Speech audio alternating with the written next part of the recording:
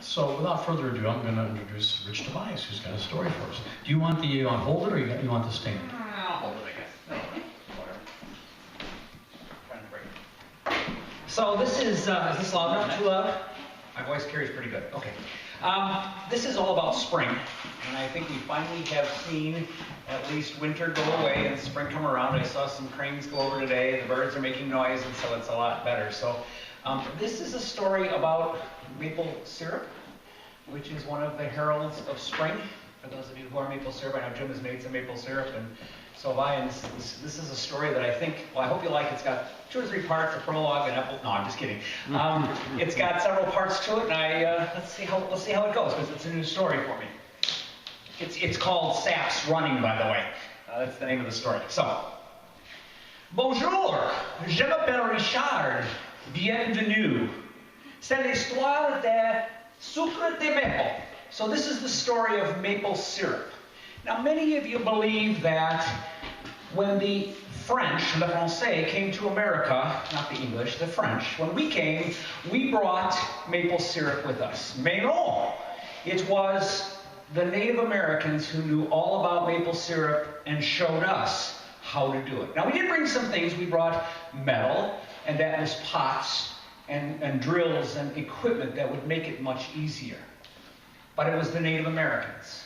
And so the Abenaki, which is a tribe of New England, had a number of legends, and this is one of them, the one of Red Feather. And so a long time ago, there lived a young man named Red Feather, who had gone through but 12 winters. And he was wise, though, in the ways of the world. His parents had passed, and so he lived with his grandmother. But the elders had taught him how to hunt and how to fish.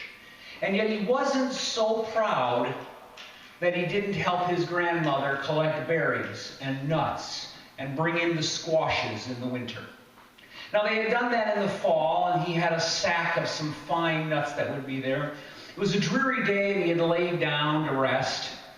And he heard this rustling sound on the sack, and he looked up, and there was a huge, fat mouse. And the mouse would climb to the top of the pile, and would push one off, and it would fall to the ground. The mouse would scurry down the leather sack, would pick up the nut, run through a hole in the wigwam, and be gone. And he did this several times. Now, Red Feather said, wait a minute. That's my winter catch. I need that. And so he said, Mouse, what are you doing? And he says, well, I must feed my family. And so Red Feather said, well, I will share, but please leave some for me and my family. Well, it was one of those winters that is like we have just gone through. There was snow still on the trails in March, and the forest was deep with piles of snow. The food was running out. And so Red Feather would get Grandma's food. His grandmother would push her food toward him because he was a growing boy. He says, I shall have to go out and hunt. It's March. And the elder said, no, there is nothing to hunt. He says, I must. And he gathered up his belongings and he headed into the woods. Now he comes along and he sees some tracks in the snow that look much like a rabbit track would. And he followed him to a tree, and there was a rabbit. But the rabbit was so thin and so emaciated that he said, I shall not hunt the rabbit today. And he moved deeper into the woods, and he found a deer. And the ribs of the deer were sticking out. There was no meat on the bone. And he said, I shall not hunt the deer today. And so as he walked farther and farther in the woods, he became much more depressed and dejected, although the sun was rising and the temperature getting warmer. So as he got deeper and deeper into the woods, he sees this little kind of a tunnel in the snow. And he gets to the end of the tunnel, and there's a mouse. And another one. And then finally that same big fat mouse that he saw with the nuts in his wigwam comes out and he goes, Mouse, how could you be so fat at this time of the winter? And he says, well, you shared nuts with me in the fall, I shall share the secret with you. And they walked deeper into the forest, and he said, look up. And so Red Feather looks up, and there's Red Squirrel up there gnawing on the ends of the branches. And on each branch that they gnawed, they saw a drop of sap. And so he said, Red Feather, get your family together and collect that sap. and cook it down into sugar, and that shall feed your family for the rest of winter. And so that's one of the Abenaki tales that has led us to learn about maple syrup. There's several others that are along there, but I often made a trip to New England. I did that with family, and because I had some family that lived out there, and so every fall we would go out. Now, you didn't make maple syrup in the fall, but fall was the nice, quiet time. The weather was settled. The leaves were gorgeous. It was perfect to hunt there. And there's the Tunbridge World's Fair. Anybody been to the Tunbridge World's Fair? It is the best small fair in the United States of America. There's a little bit of shady history from the early days, but it's the best small fair. Well, there's goats and sheep and fleece and you name it. They were my favorite animal. The ox was there. And there were chickens. And so Wendy and I had gone there. She stopped at the chickens and talked to the gentleman there for a while. I went to the ox and watched him do some ox pulls. I had to rescue her from this poor man because she kept asking all kinds of things. It was before we got chickens, and she wanted to learn about chickens, and so she picked this poor man's brain like you might pick feathers clean on a chicken himself. Well, we went around, did family things. The next year we were going back again, and Amy Morschbacher, Amy was her boss at the emergency room at Centegra. Amy was my counterpart. She said, I'm going to give you an address. I want you to buy me some maple syrup.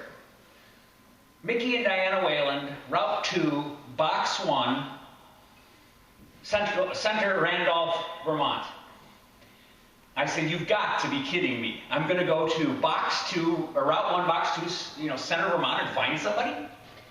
So we tried. We went north of Woodstock on a wonderful weekend day.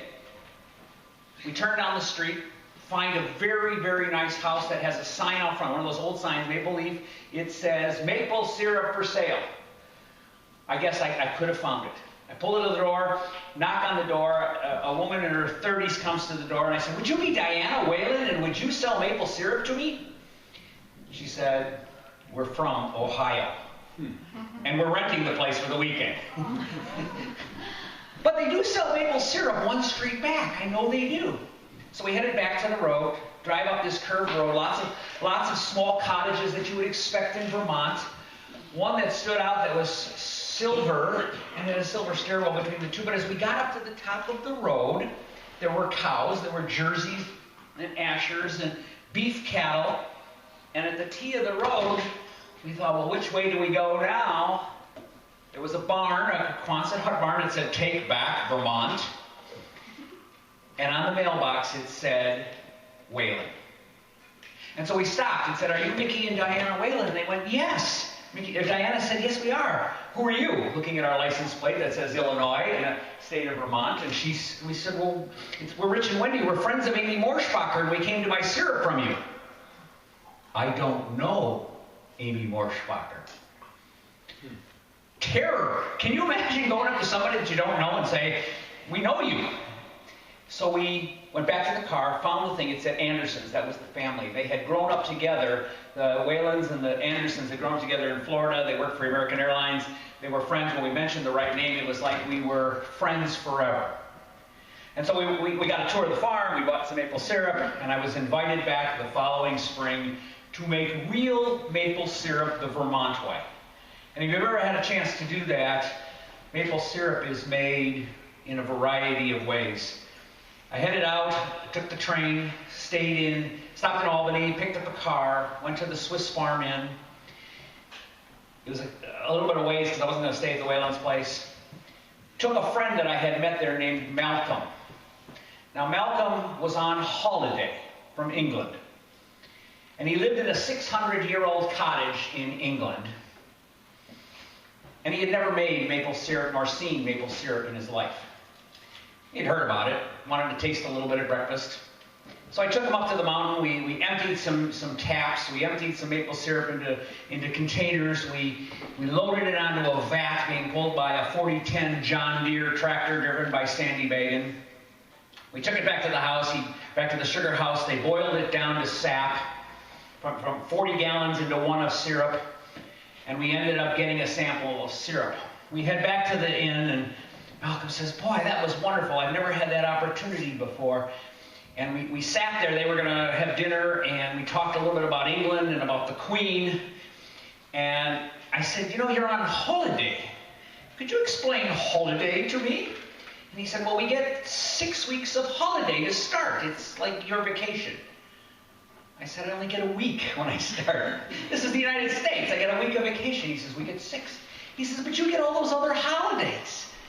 I said, well, that's true. We do celebrate the 4th of July here in the United States. I said, Malcolm, do you celebrate the 4th of July in England? And with a straightforward face, he looked at me and said, well, of course we do. That's the year we got rid of another crummy country.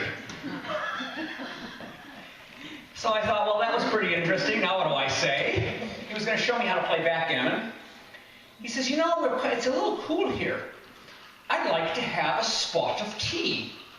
Do you folks drink tea in the United States? And I said, in the same straight face he did, no. We throw it in the Boston Harbor. Well, that was an enjoyable trip. I went over to the Whalens. We made maple syrup. He makes his with an arch. And the arch is an old evaporator where they put wood in to keep the fire going. And unlike those that do it with propane and oil, you must keep that fire hot all the time. Because an unwashed pot a watched pot doesn't boil, an unwashed pot burns furiously. And 40 gallons of sap goes to a gallon of syrup, to sugar, and to dark, tarry goo at the bottom of the pot. Been there, done that. And so we made maple syrup, we cooked hot dogs in there, and I learned all about not only maple syrup, but England and the French and all of the things that are going on with making maple syrup. I've come back here now, and I've made syrup every year. It's running, as we say right now. The sap is going. And in coffee shops like this around Vermont, farmers get together in the morning. They do so at the depot in Richmond. I don't know if they come in here for coffee in the morning, but they've milked their cows. They come back they sit around the table, and you can't sit around their table at all. That's their table. They have their breakfast, but this time of the year, they're out early. And they say to the waitress, gotta go. Sap's running. Merci.